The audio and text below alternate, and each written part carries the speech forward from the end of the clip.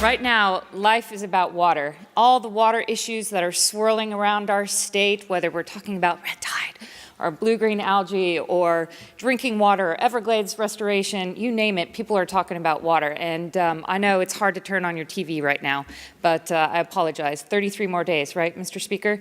33 more days, that's the countdown, believe me.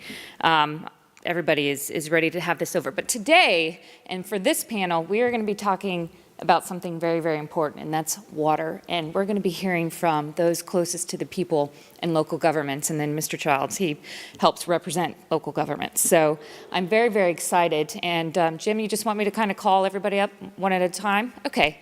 Let's start with Lisa Wilson Davis. And Lisa is the City of Boca Raton's Utility Service Operations and Environmental Compliance Manager. I'm just going to go ahead and call everybody up, and then we'll get started. That sounds awesome. And next, we're going to have Monica Autry, and Monica currently works as the Operations Manager for Destin Water Users, Inc. Next, we have there you are, Mr. Kevin Carter, who is the current Broward County Water and Wastewater Services Assistant to the Director. Welcome, Kevin.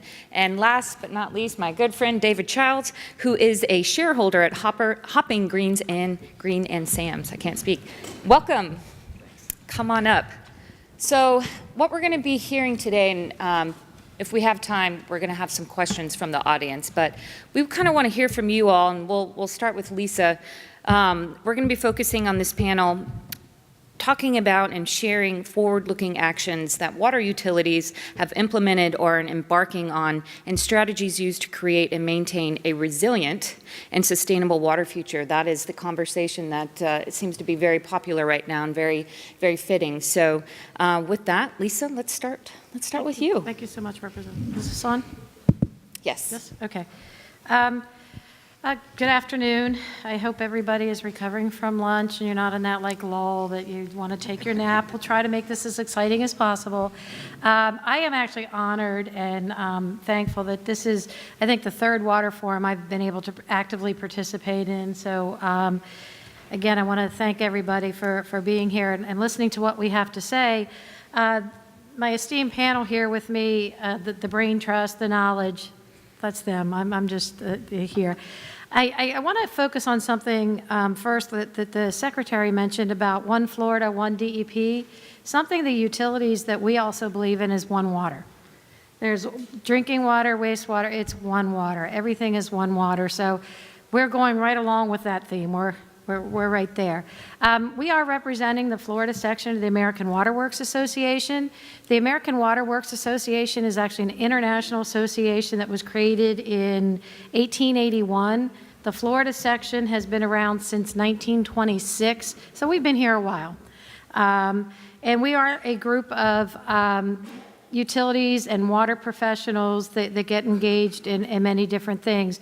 One of the efforts of the Florida section is our Florida 2040 initiative. It started out as the Florida 2030 initiative, and we've gone to now the Florida 2040. And that initiative focuses on water resources, workforce, and resiliency. So what you're going to hear us speak about today segues in from that. The clicker. I think that, Is this it? that's it. I don't want to be in charge of that. Okay. Yeah. Folks, Lisa, one moment before you all go on. If you have questions, can you write them on the little pads of paper on your tables and turn them into, it's Jeff Littlejohn. Jeff, where's Jeff? Is Jeff in? All right, well, when he gets in here, turn it into Jeff. Or turn it into Spratt. Just give it to Jim, right? All right. Perfect. So, Lisa, go ahead. You have the clicker. Oh, yes, thank you. One of the AWWA initiatives is Imagine a Day Without Water, and we bring this up today just because it is October 10th, 2018, coming right around the corner. This initiative that you can go onto the website and sign up with is to create what there should be value to water. And there's pamphlets on your tables that we also handed out, but one day without water, the crisis is $43.5 billion. That's the value of water right there. The flip side to that is we all know that there's water infrastructure, it's aging, we need to invest in our infrastructure. That $220 billion total annual economic incentive is what that creates. So I think the value of water speaks for itself, and I encourage everybody to go to the AWWA website or look at your flyers on that one. My portion of the talk, I'm going to talk about some of the challenges, opportunities that utilities have in dealing with water quality issues that have been in the news lately, just to try and if there are questions, please write them down, and we have many experts here to answer these. The first one, lead and copper. Flint, Michigan was a few years ago, but it's still, to this day, popping up lead in drinking water. Flint was a crisis. The system was a very old system. It was built in 1863. They decided in 1912 to run their own system. In 1952 till about the late 1960s, they ran their own plant, but because of the explosive in economic growth, they needed more water and started purchasing it from Detroit. The perfect storm happened. There was a decline in the economy, decline in population, and Flint decided to go back to the Flint River as their drinking water source. They were using Lake Huron as the source. That was who Detroit used. So shortly after that, there became many customer complaints and issues with their drinking water, and subsequently we all know the lead crisis that occurred in Flint. What caused this crisis? Well, I said that there was a decrease in population, the high rates to maintain their system and the cost was going up. Something that a partner panel person will be talking about is the institutional knowledge. After buying water for 35 years, there was no institutional knowledge in how to operate the drinking water plant. That was gone. Corrosion control. There was no corrosion control in place. Communication with the citizens between county and state officials was completely broken. And recommendations from studies were ignored. You put all that fiscal pressure, all that in, and this became the perfect storm, and hence the Flint crisis. Well, the question I would expect to hear is, can this happen in Florida? Representing Florida utilities, there are ways that this could possibly occur. If you have a change in water quality, if you change your treatment process, if you install a new process, use of new chemicals, change in your pH of the water leaving from the plant, changes associated with total organic carbon removal, such as enhanced coagulation, any of this could trigger an issue.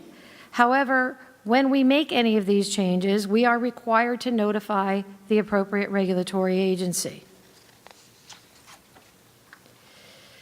We are required to monitor our distribution system corrosion control and investigate customer issues.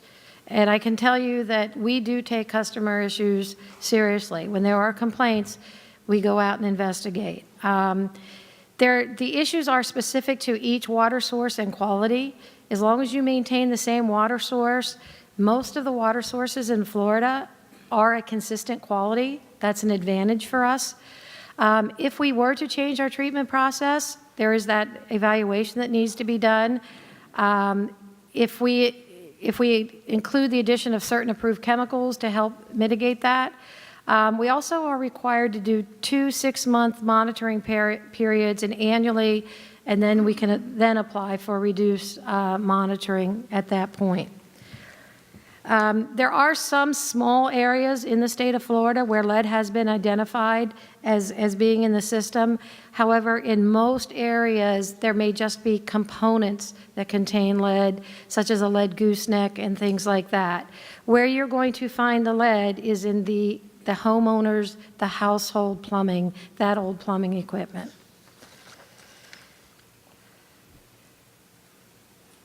Floridans have safe, refreshing, reliable drinking water. Public health is our top priority.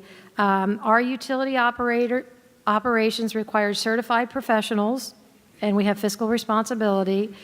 The Florida section of the American Water Works Association provides training opportunities to ensure members are aware of current regulations and treatment best practices. We invest in infrastructure repair and replacement as a top priority. We comply with the lead and copper rule requirements and proactively remove lead components. If you find the lead components, they are removed. We maintain open communication with elected officials, DEP, DOH, and that's one of the things that through the AWWA and the Utility Council, we have that great relationship. And as I mentioned earlier, our traditional water sources have remained consistent, and any alternative water supply, which you'll hear in a later panel on some great progress made in one particular alternative water supply, those are fully investigated. One of the other issues, I think, Representative, you mentioned red, blue, green, cyanobacteria, blue-green algae. They're photosynthetic bacteria that can live in many types of water.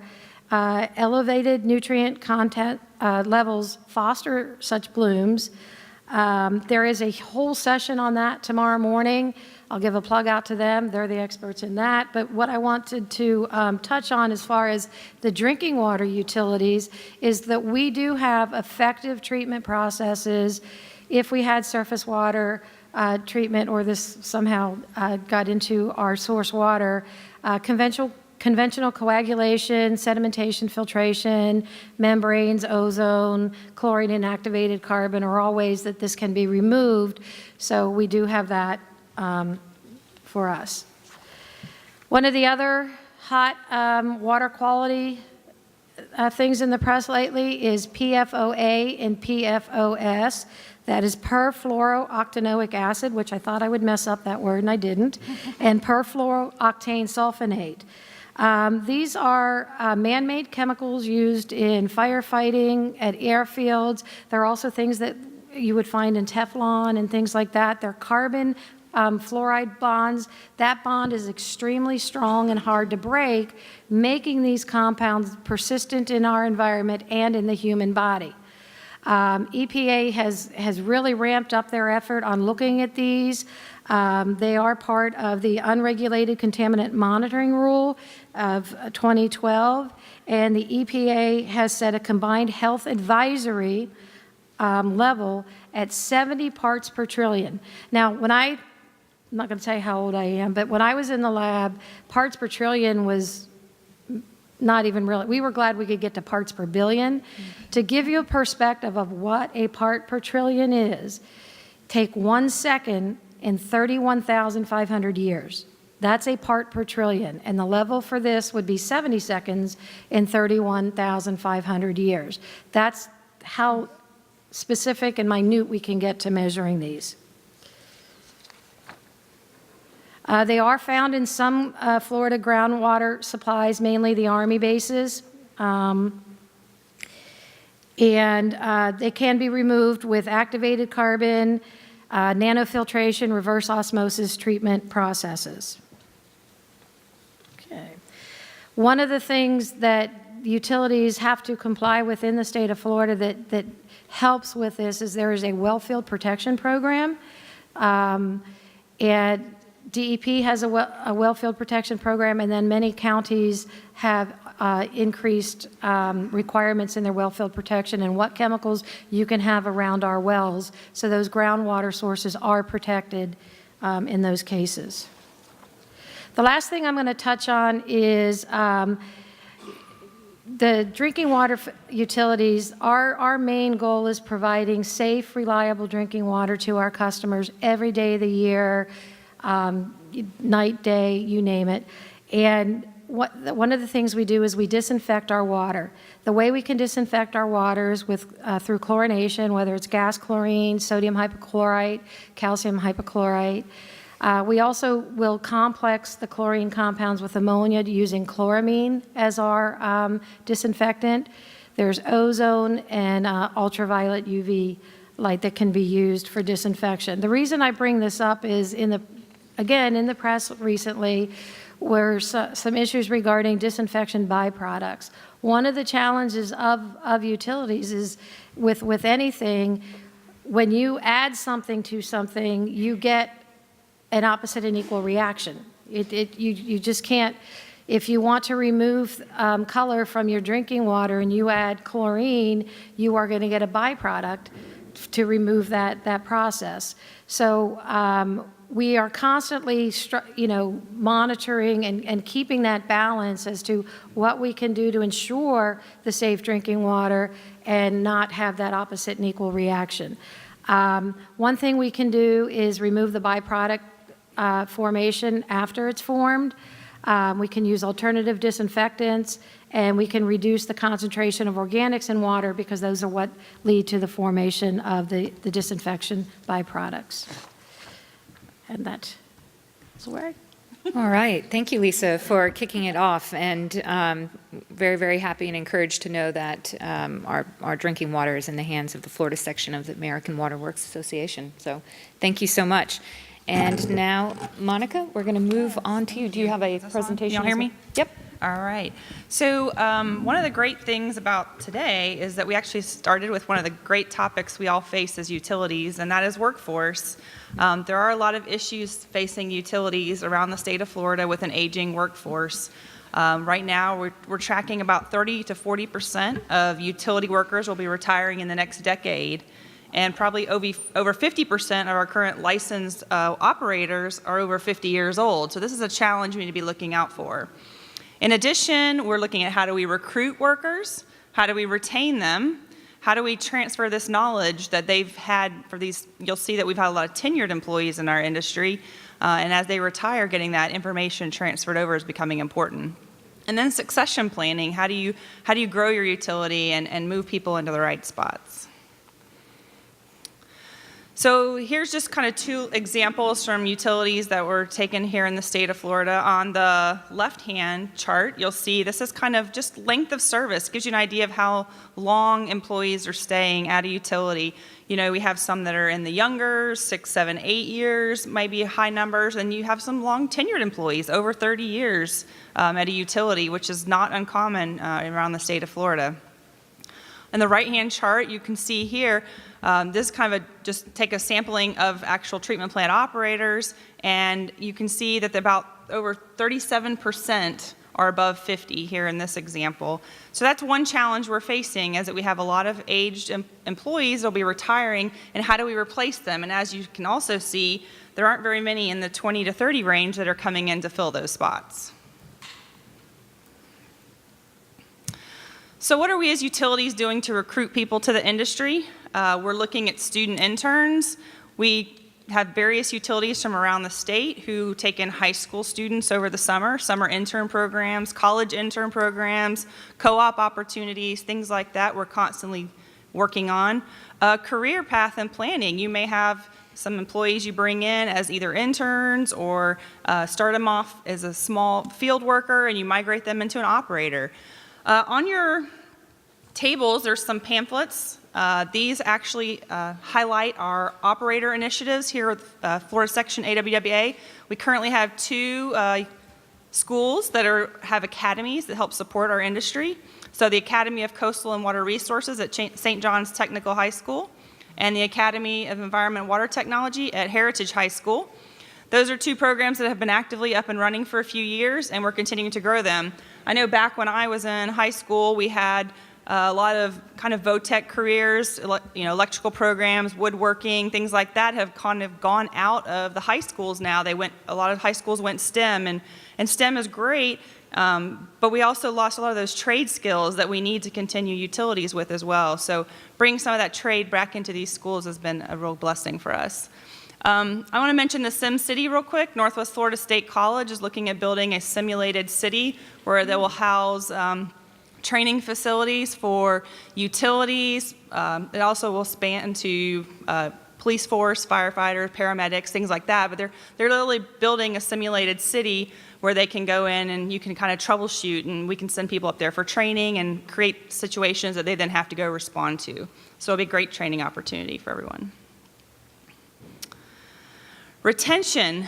Retention is always a challenge. You kind of saw in the graph before that we had some employees in the state who have only been in the career for a few years before leaving, and others who've stayed a long time.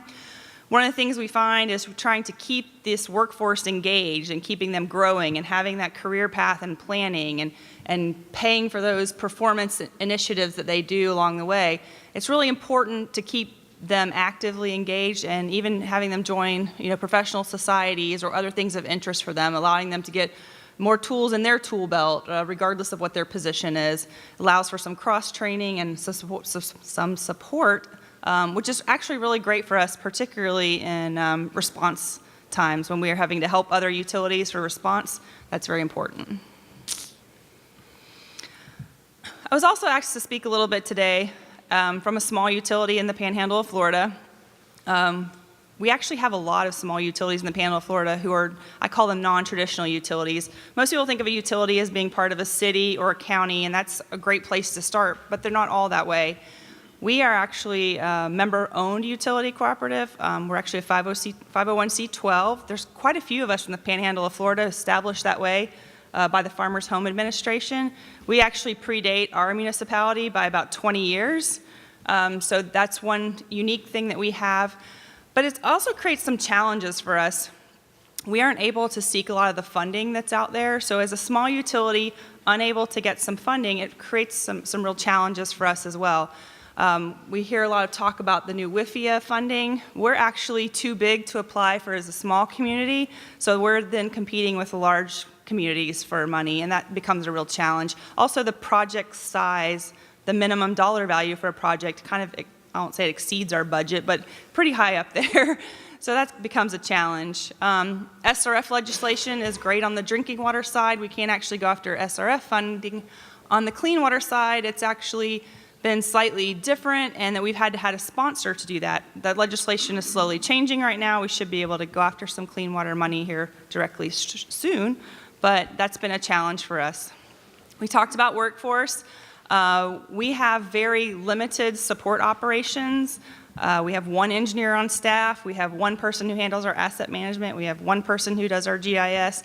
Things like that become a challenge. You have to wear multiple hats and get a lot of things done at a small utility because we still have to do the same things that these larger utilities have to do. We still have to comply with the same regulations. So, other than that, I'll turn it over to you, I think. Oh, that's Yeah, awesome, I think that Monica. was awesome. And who'd have thunk it, right? You have to think Yes. about the future, and we're talking about the future of our drinking water, but yeah, we're talking about the future of our workforce and our people. Yes. And I actually just signed a congrats letter for a Florida Keys Electric Co-op employee who'd been there 35 years.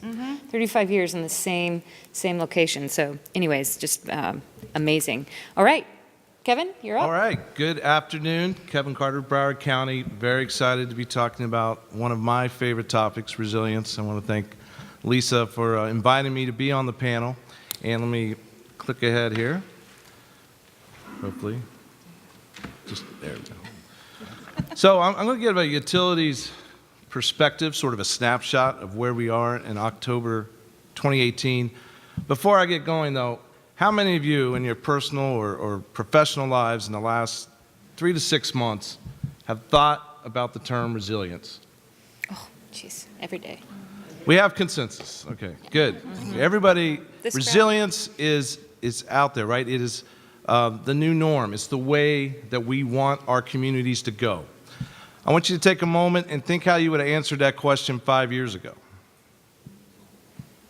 Now take a moment and think 10 years ago. So the topic that I'm going to share with you in over 10 minutes is really a new idea, but it's taking old practices and putting them together to make us stronger communities. And I'm going to talk about today stronger utilities moving forward. So what is resilience? There's a lot of definitions out there. You bounce back, you're stronger. A group that's been at the head of the resilience curve is the 100 Resilient Cities. If you have not heard of this organization, I encourage you to check out their website. They're working at the international, national level, looking across all the spectrum of society to build communities that, and I underlined some of the key terms in their definition. It's the capacity of individuals, communities, institutions, businesses, and systems within a city to survive, adapt, and grow. So it's not just to survive, it's to thrive, all right? You take a hit and you come back stronger. So the 100 Resilient Cities has really, I think, defined the way that many of us are looking at this term as we go forward. The Secretary started us out with the One Florida. Lisa talked about One Water. There'll be One Water discussions throughout our next 2 days.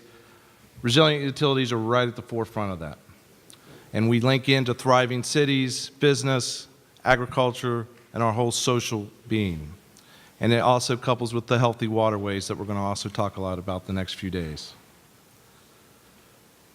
So where have we been in Florida as far as our local communities looking to address this? And really it started at a regional level, and I'm happy to say, because I live in South Florida, we've had one of the major models that people are looking at across the country and frankly internationally.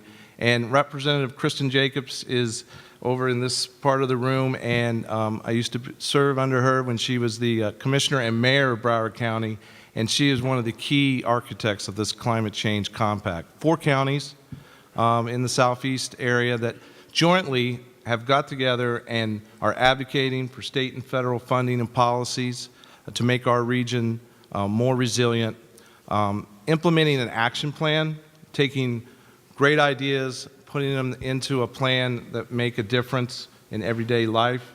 And I have to put a plug in, October 24th and 25th, hosting the 10th annual, I can't believe it, the 10th Climate Leadership Summit in Miami Beach. So this organization has really been a catalyst for the resilience conversation and the resilience implementation in the Southeast Coast.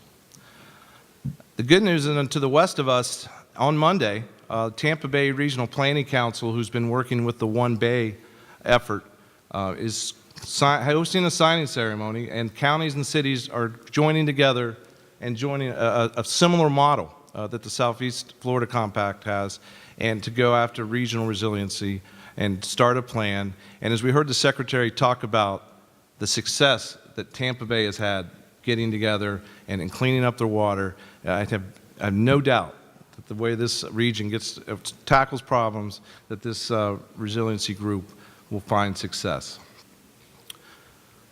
We're not alone at the state level.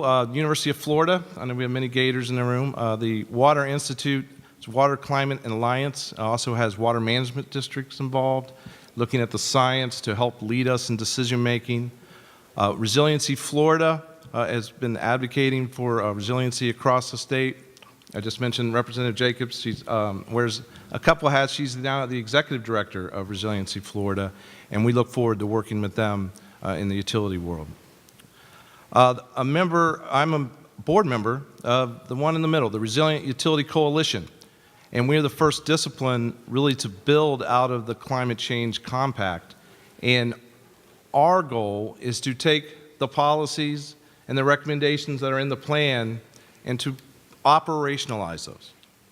And what does that mean? I mean, putting it into effect in everyday water and wastewater utility world. And so I'll talk a little bit about that in a second. And one of the reasons I am up here, the Florida 2040 effort, which is our group that looks out and says, you know, what's next? What do we need to prepare and plan for? Is another state organization where you're going to hear the resilience conversation. Got to work on my thumb.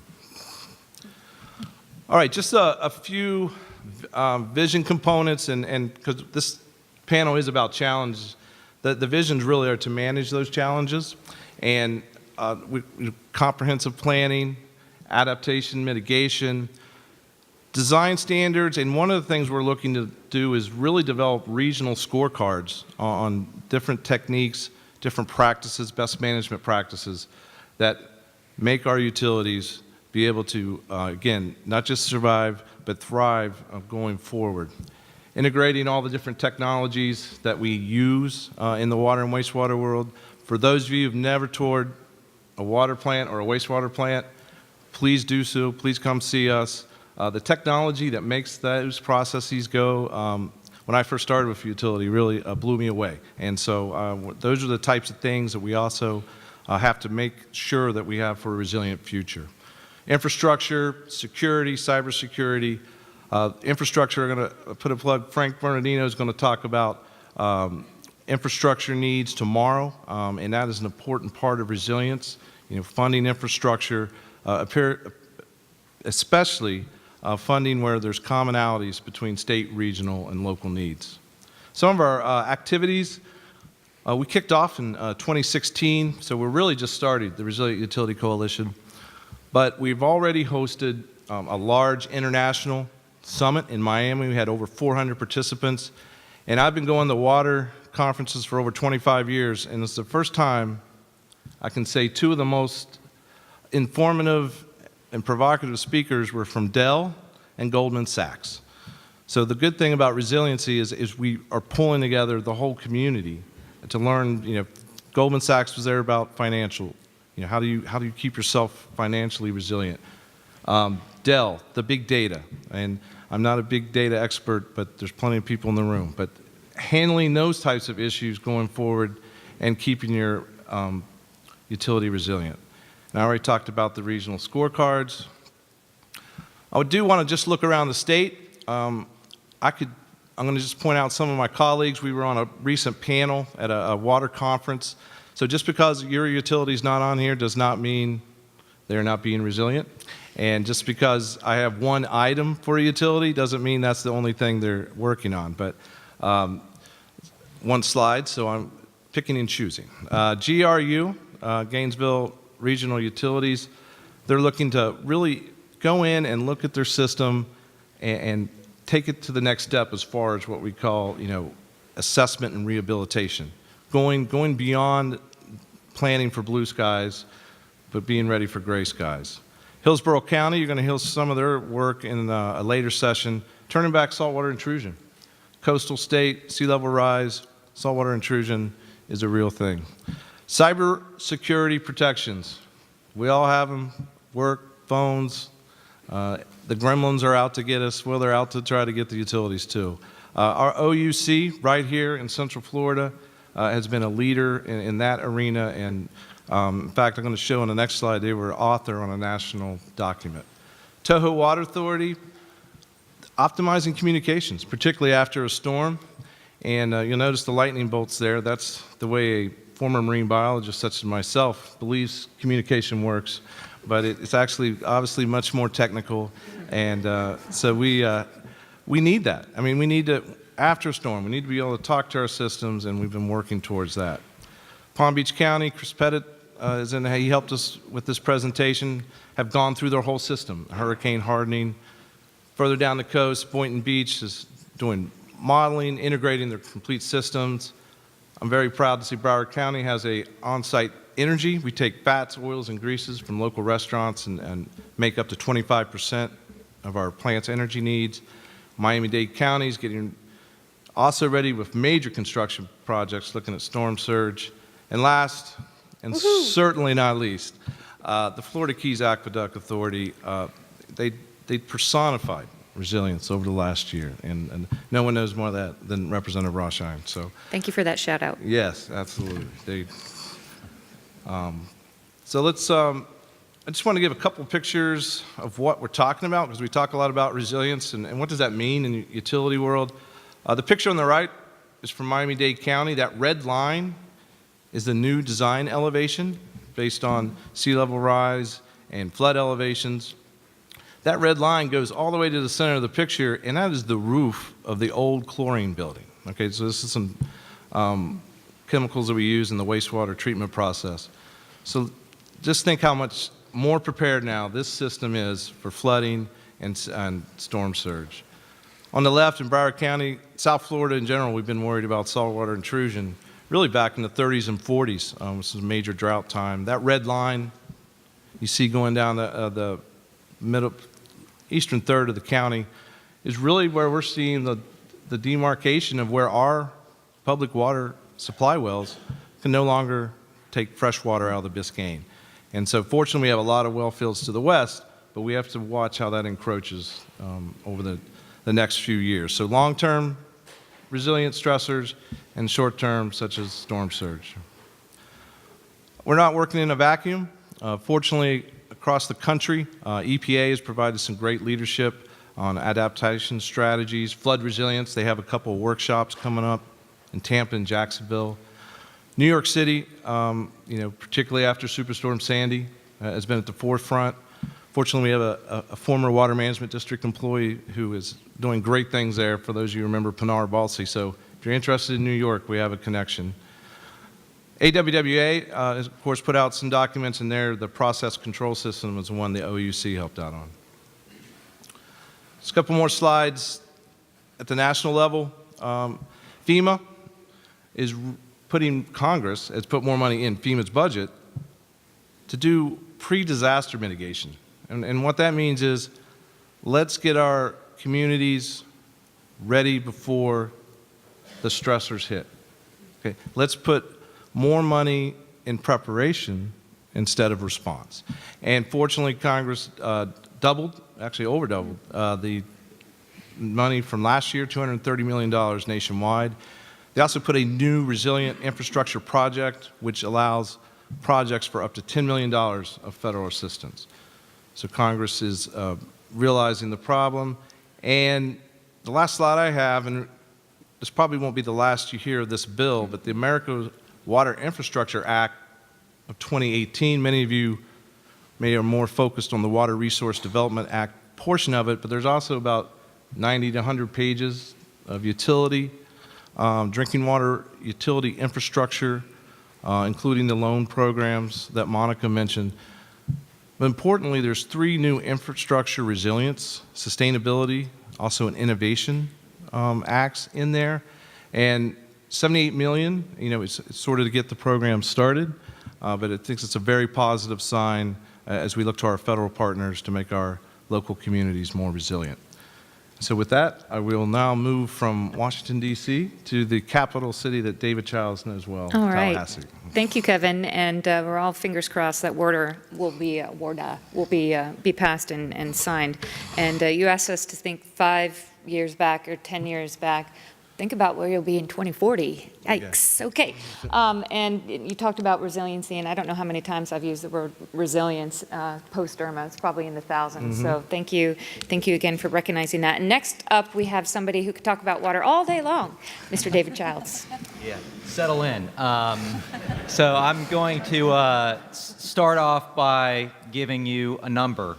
And I know what you're thinking. He's leading with math. This is going to be a very boring little talk he gives. But bear with me. 2.5 billion. That is the number, the gallons of wastewater that is treated by domestic wastewater utilities in Florida every single day, 2.5 billion gallons. So I think it is safe to say that the people sitting to my left and many of you out in the audience really stand between us as Floridians and an environmental disaster of biblical proportions. There's a reason why we don't hear about cholera and dysentery and other diseases like that, like perhaps we did centuries ago. And it's because of the work that is done by our domestic wastewater treatment utilities. And what they do is they collect inputs, thousands of inputs, into a system that then runs throughout a large geographic area with various components and pump stations and opportunities for someone to run a backhoe and destroy something. And then they treat it, and then they either safely discharge it or beneficially reuse what comes out of the other side. I think a helpful way to think about these systems, there's a couple of analogies I think you could use. One is an old house. I know I live in an old house. My wife likes old homes. And the way that we manage our house is that we make periodic investments. In fact, we're kind of in a constant state of investment. The roof this year, the old air conditioning unit next year, those terrible kitchen cabinets the year after, and then maybe as the family expands, we have to add on a room. Another way to look at it is like an industrial or manufacturing facility with a conveyor belt coming down, and you have no control over what is on that conveyor belt. You have an idea, but you get surprised sometimes. I think that these analogies are really driven home when there's a storm, and that roof that we needed to repair really doesn't hold up very well. Or that conveyor belt that was going one speed really speeds up, and we've got a skeleton crew operating it while the rest of the community and some staff are having to hunker down. And you know, the public has an expectation of perfection these days in kind of all circumstances. I mean, we live in a world of Twitter and Google, and you get whatever you want, you get it like that. And that's just not reality, particularly when you're managing a system such as a domestic wastewater collection and treatment system. And you know, that was really driven home back, not actually this past hurricane season, but back in 2016 with Matthew and some challenges that were confronted.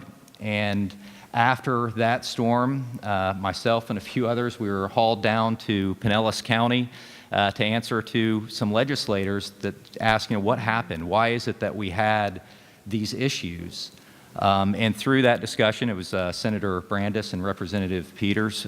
Through that discussion, there was a conversation about how utilities do that periodic investment, that reinvestment, how the challenges of managing a system. And Senator Brandis kind of sat back and he said, wasn't there like a good housekeeping seal of approval we could give you guys so we know if you're doing the right thing or not?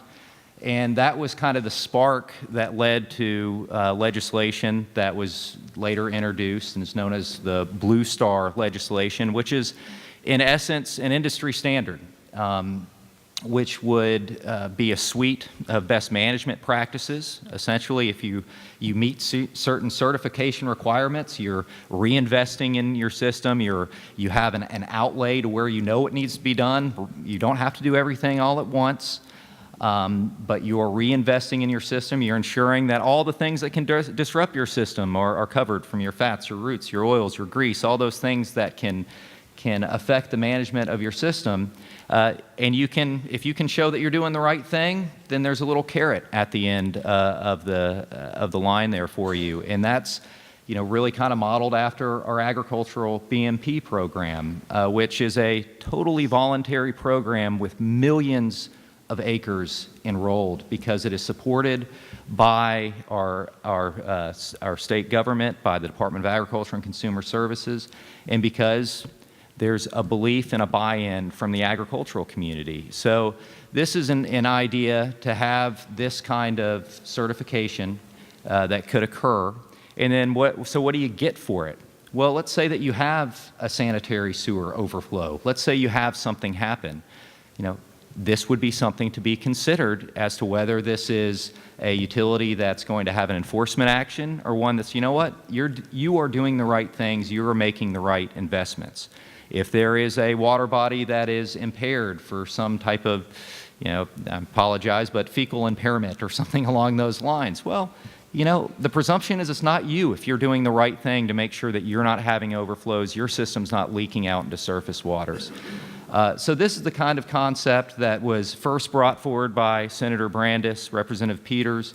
It caught some fire last year, support from Representative Rashine, as well as Representative Jacobs became a co-sponsor, Representative Edwards, Senators Perry, Representative Payne. So this is a concept that I think we're going to be hearing more about, and I think Florida has an opportunity as we talk about resiliency to lead, because this is not something that is done elsewhere in other states. And once again, and you know, we do a bad job of bragging on ourselves in this state, and we're the fastest growing state in the nation, and we have really managed to protect our resources in a really remarkable way. But this is a way for, again, Florida to lead on a very important issue. So that's, sorry, no slides, I know you're disappointed, but that's just something I wanted to share about some of the policies related to infrastructure management and dovetailing on the prior speakers. So thank you. Thank you, David, and thank you for mentioning Representative Payne, my good friend and colleague back there. Wave, Representative Payne. Yay. I know you're going to be hearing from him a little bit I later. promise I didn't know he was in the room when I said That's good. See, perfect. I love when things work out. So we do have one question, and again, if you all have questions, please write them down and turn them into to Water Forum staff, please. So question, and probably be for one of the utility folks, from Diane Hughes with Martin County. Where's Diane? Hi, Diane. You mentioned most water sources have consistent water quality. Lake Okeechobee is a drinking water source. After Hurricane Irma, nutrients into the lake from the north, or nutrients into the lake from the north spiked tremendously. How can utilities protect water quality with these increased events and increasing population? Great question. Big question, but I'm. Big question. Mm-hmm. And we can share. You share Yeah, time. Yeah, I'm it's a big question. The whole Lake Okeechobee issue is much bigger than just what one utility is going to be able to address.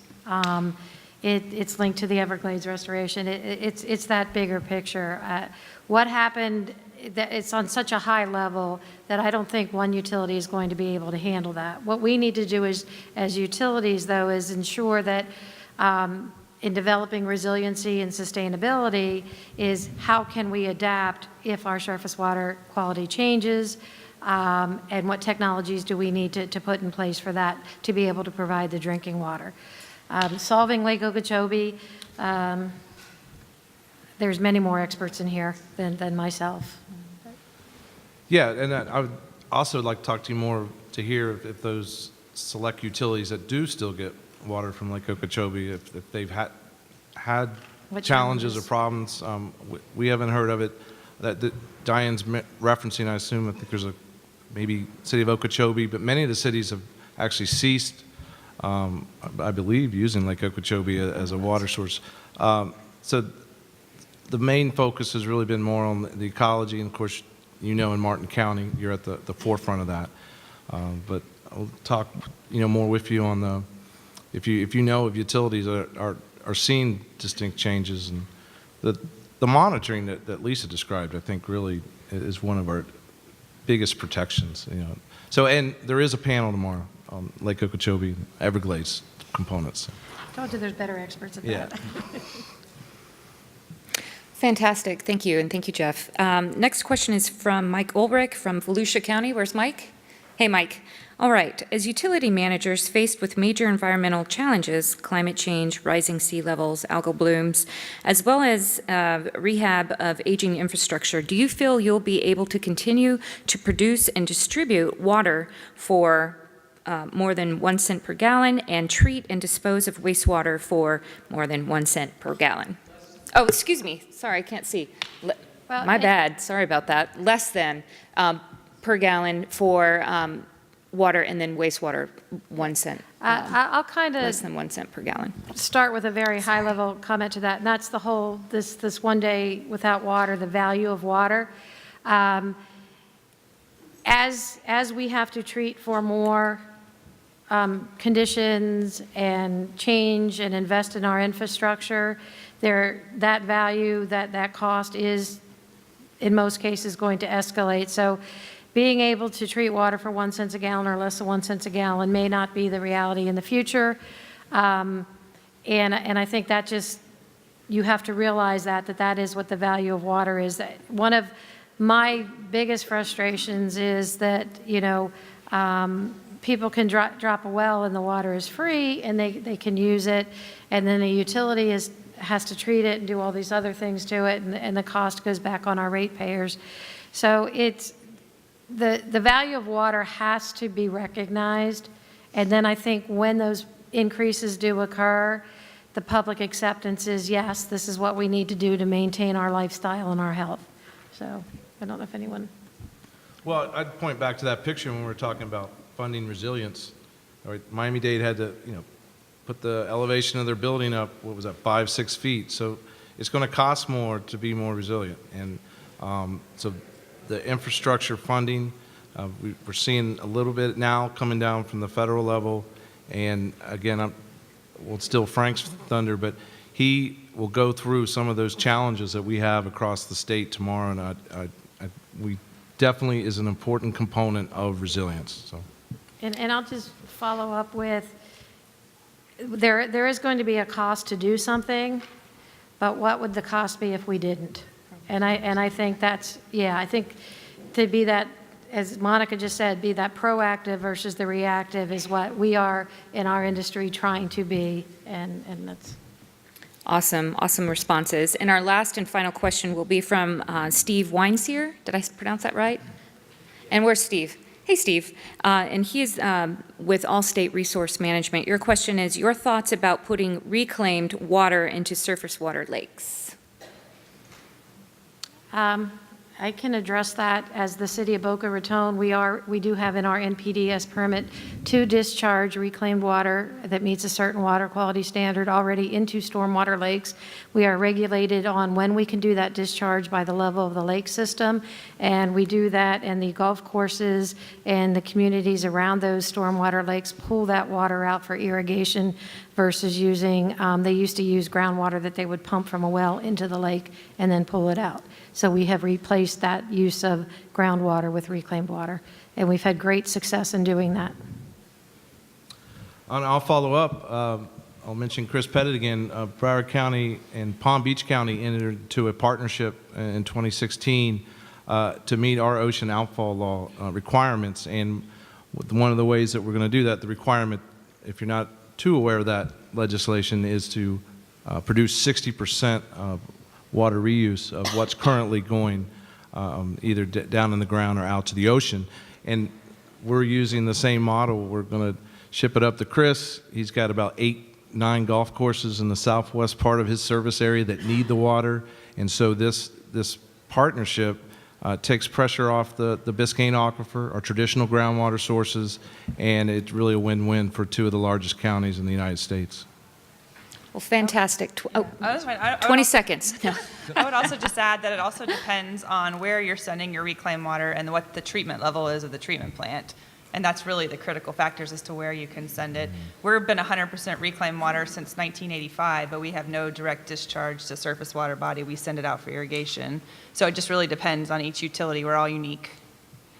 Good point. Fantastic. Well, panelists, fantastic job. Audience, great participation, and let's give them a round of applause.